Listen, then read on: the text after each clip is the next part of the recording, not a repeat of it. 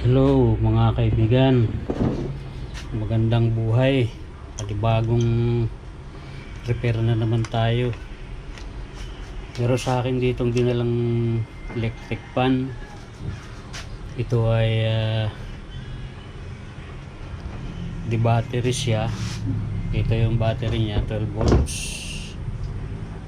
5 ampere.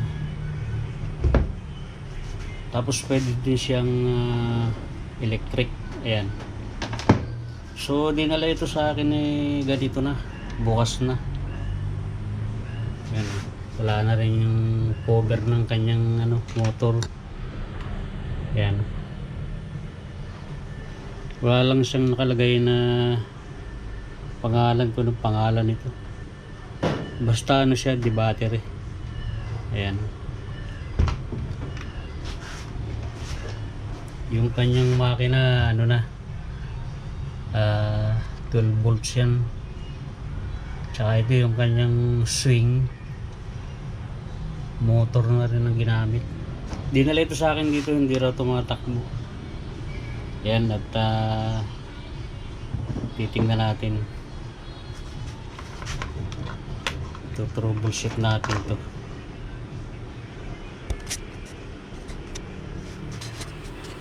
Ayan. At una muna nating titingnan yung battery niya kung okay ba yung supply pa niya. RI 12 volts. Tingnan natin kung mayroon siyang 12 volts.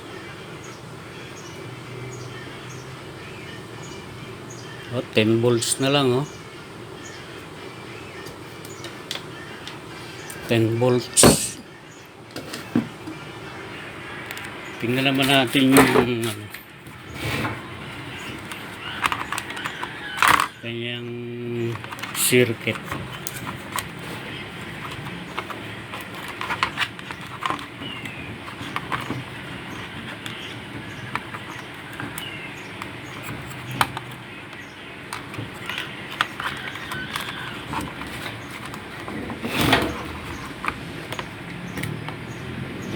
Ayan yung circuit niya.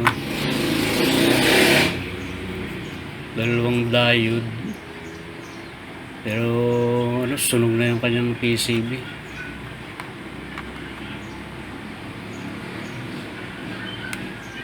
Testerin natin yung mamaya. Tapos dito meron din siyang dalawang diode rin.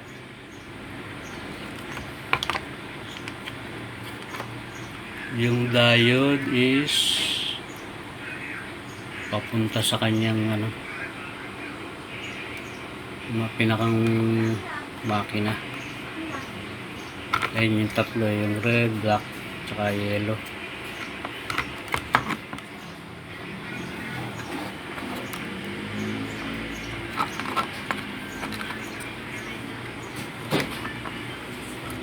Ito naman yung kanyang parang power supply ito sinuplayan niya yung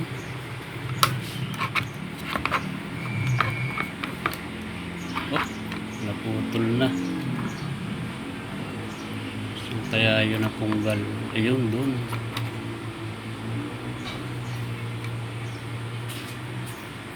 Saan nakalagay yun? Ito battery sa negative. Yung black niya is yun, pan. Yung kanyang yellow nakalagay ay torn.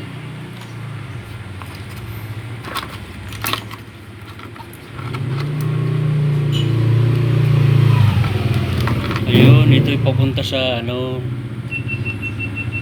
doon sa output ng transformer. Tapos ito naman yung kanyang sa battery negative.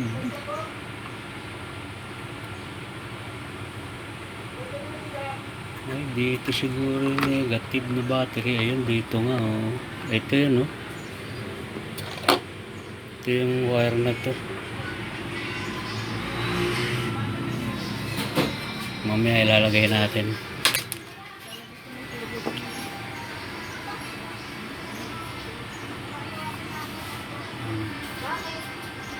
Ito nga natin kung saan nakalagay ito. Ay, dito. Sa, ano, ano ba yan?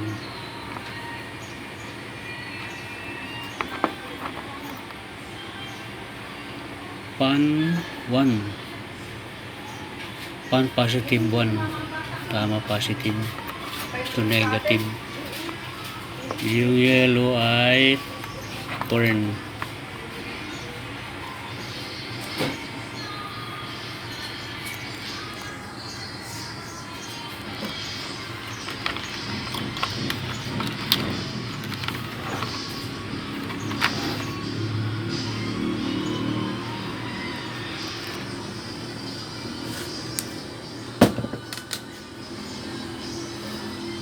Tingnan natin yung kanyang ano. Dito muna. Yung diode na ano.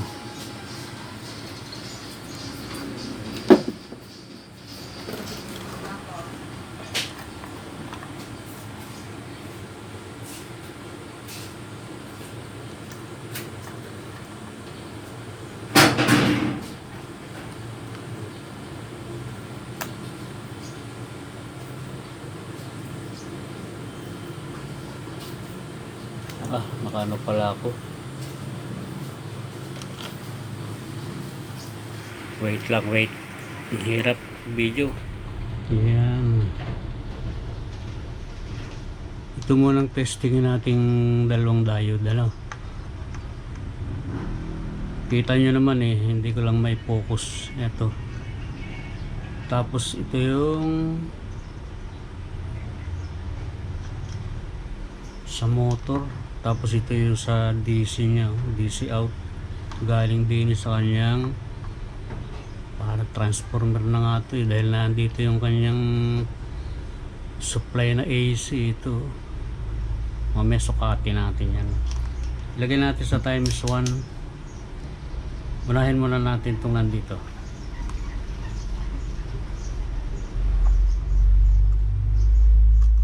Okay pa to ah. Okay pa ito. Ayan. Pag yan ay pumalo sa reverse, sira yan. Pero hindi eh. Okay siya. Itong kabila.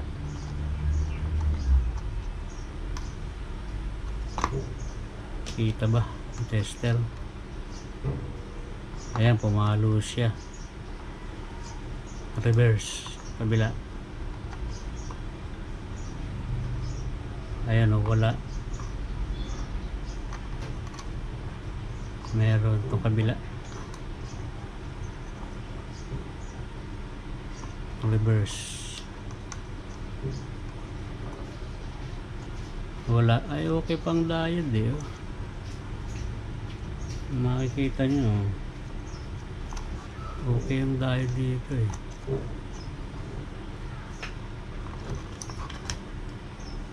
Kaso ang problema, naputol ito. Kabit muna natin. Cut muna natin yung video mga kaibigan at ano, hindi ko pala nakasaksak itong aking panghinang. Medyo tagal-tagal din itong uminit eh. Ito troubleshoot natin.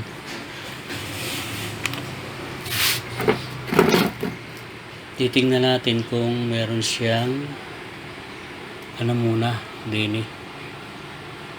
Tingnan natin kung meron siyang output dito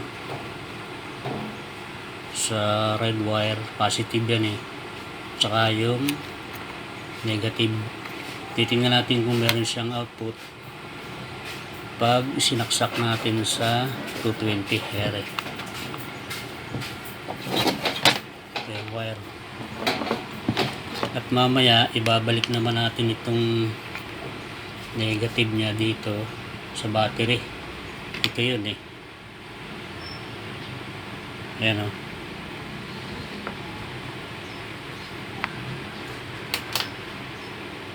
Titingnan natin kung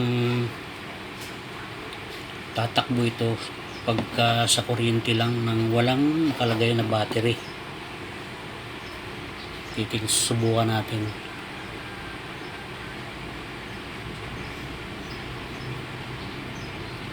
Tapos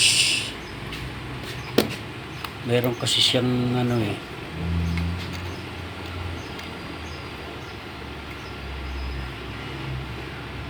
ayan o, regulator. Hindi ko lang maano kung anong number nitong regulator na to.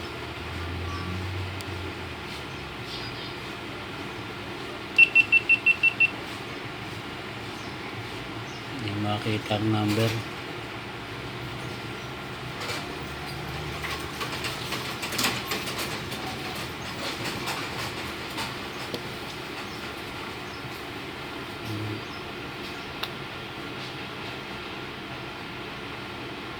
Hindi makita ang ano, ang code.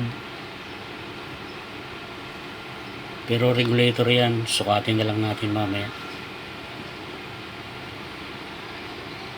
Electronics na rin kasi itong electric pan na to eh. Ang mga piyesa niya ano na rin, SMD.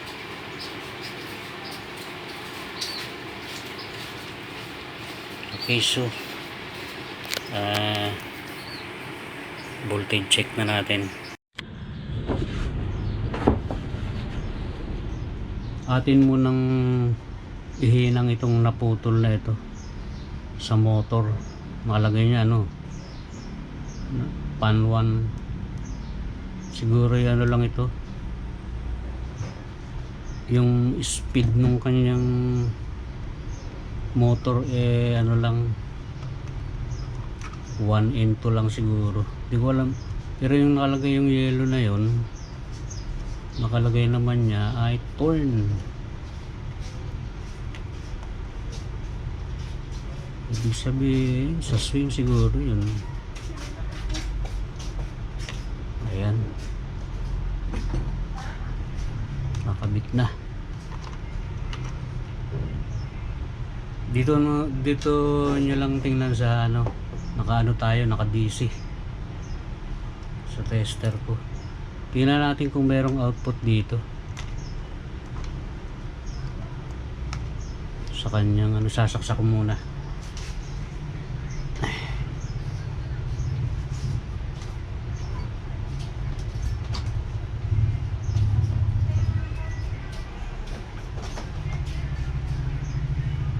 Ay, dito muna tayo sa series light. Oops. Ayan, nakasaksak na siya.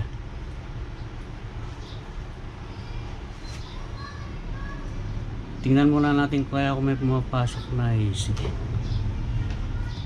Lagyan natin sa AC. Ayan. Tingnan natin kung may pumapasok ditong AC. Meron siya.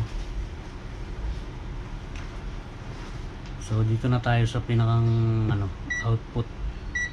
Lagyan natin sa DC. Yan, ito yung output niya. Tingnan natin, negative, positive. Meron 15 volts. Sukatin naman natin yung papunta sa kanyang battery kung nagcha-charge siya. Tingnan natin kung ilang volts itong output dito.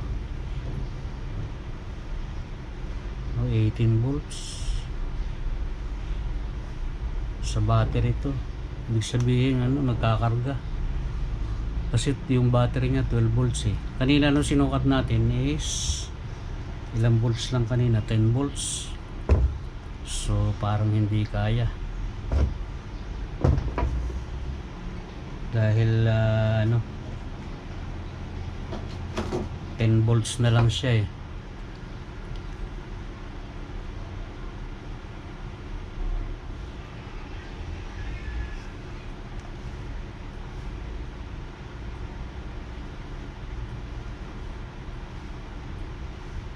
supply naman siya.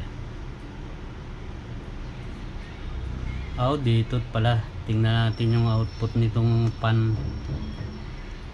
Dito tayo sa positive, negative ito. Yung sinabi ko kanina dito sa regulator na SMD. Tingnan natin kung mayroong output yung pan. Walang output ang pan.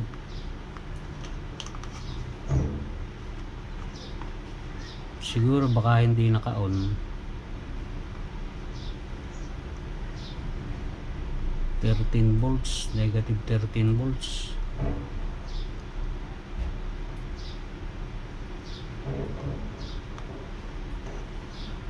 Tingnan natin nga din kung tatakbo to.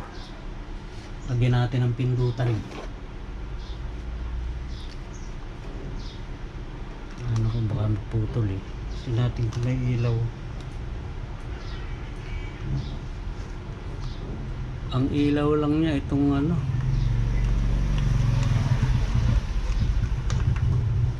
ito lang ang ilaw niya, yung red. Ibig sabihin nagcha-charge siya. Ayun, nasa gitna pala yung on and off. Tingnan natin kung tatakbo.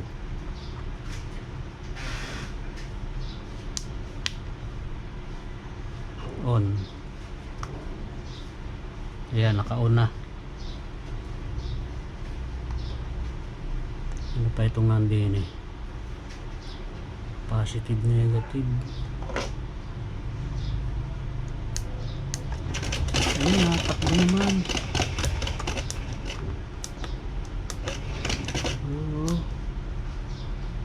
Gumagana siya. So ang ibig sabihin nito, ang palit lang ng battery siguro. Nagana naman pala sa AC Tapos yung sa battery niya, papuntang battery nagcha-charge. Patayin natin. Ayun.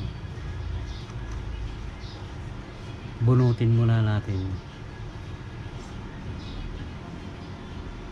Yan. Ang gagawin natin ay meron ako ditong inihandang battery sa motorsiklo. Sa motorsiklo ito ito yung sa motor ng aking Aerox. Ano rin siya, 12 volts, 6.3 ampere. Pwede na to, testing lang naman. Itong kanyang battery original ay 12 volts din, 5 ampere lang, 20 hour din naman pang nakalagay din ito. Nakita nyo, i-clip na lang natin. So ayan siya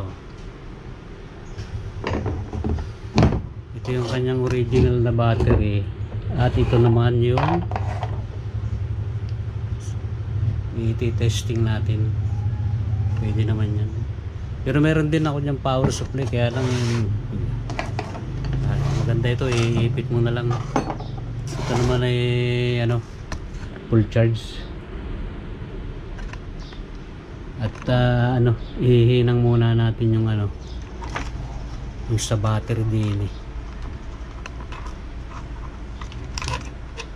yan ihinang natin dun. Tanggal na ito. Okay,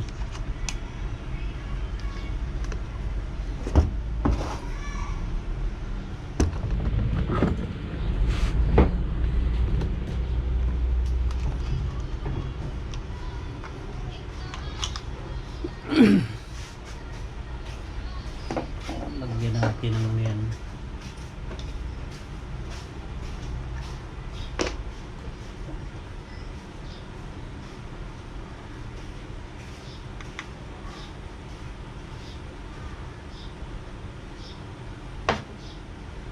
Lagyan natin ng mali.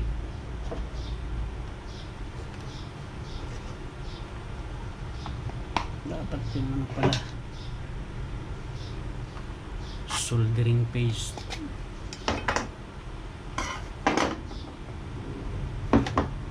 Susaw na natin ito dito.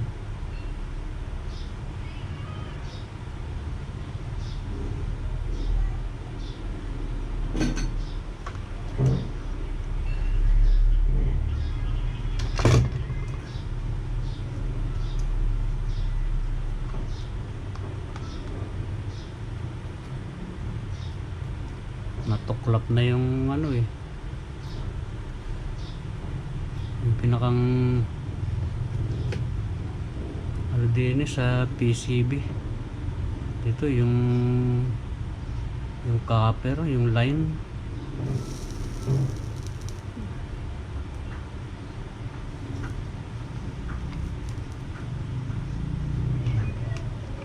Yan. So mga ka-DIY na newbie pa lang, eh kalimitan ng nasisira nga din is yung battery, pag-ayaw na sa battery. Kadalasan ay hindi naman alam yun ang mayari. So titistingin pa rin natin ito. Lalagyan natin ng ano, supply.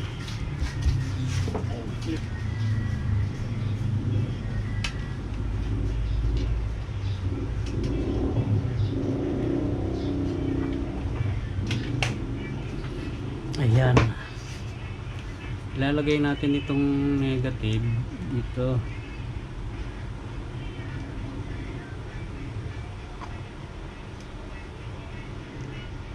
Ayan, lagay na. Tapos yung positive dito.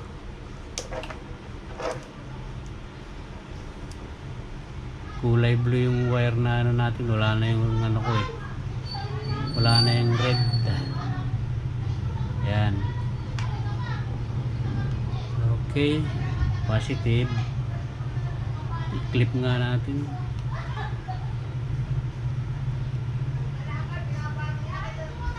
Ayan. Tapos dito.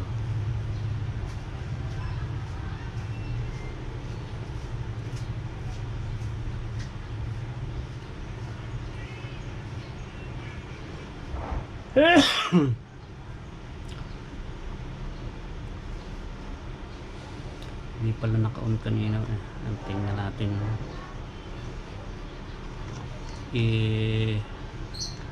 Subukan nating i-on. Ayan, nag-on na siya. Nagkulay green. Ayan. Tingnan naman natin kung tatakbo siya. Saan ba yung ano yan? Dito positive, negative. Yan natin. Ayun, natakbo. Oo. Patay natin. Battery nga lang. So mga kaibigan, battery lang ang problema dito. Wala nang iba. Kaya pala hindi kumasukat yung maliit na SMD na ito. Ay ano siya, hindi naka-on.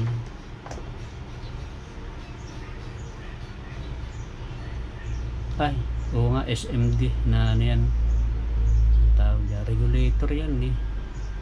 Pag hindi regulator yan, yan ay MOSFET na switching on and off.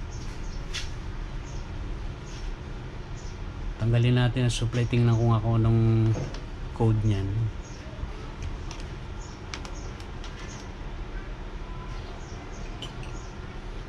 Ating ano yan ay lilinisin. Dapat talaga sa panahon ngayon sa pag-repair eh, ano, meron kang gamit na lens. Hindi pa tayo ano eh, hindi pa tayo makabili. Kapos pa tayo sa budget. Maganda yung naka-connect na rin sa monitor. Yung sana ang gusto ko kasi pagka ganito mga SMD mahihirap tingnan, lalo na malabo na yung mata ko. Pero pagka magnipa yung ganito, kita naman. Tingnan natin kung anong number nito. Hindi makita.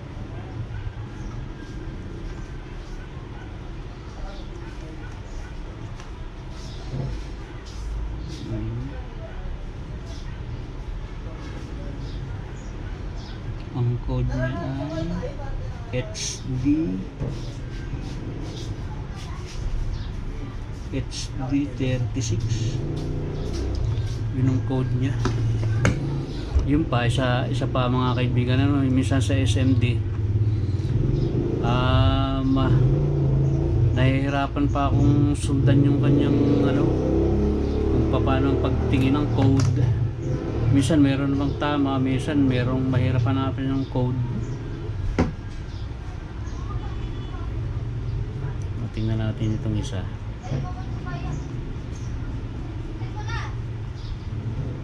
Anong number nito? Ito 775. Ay, hindi pala. 7550-1. Itong isa. Itong isa ay ito HD36.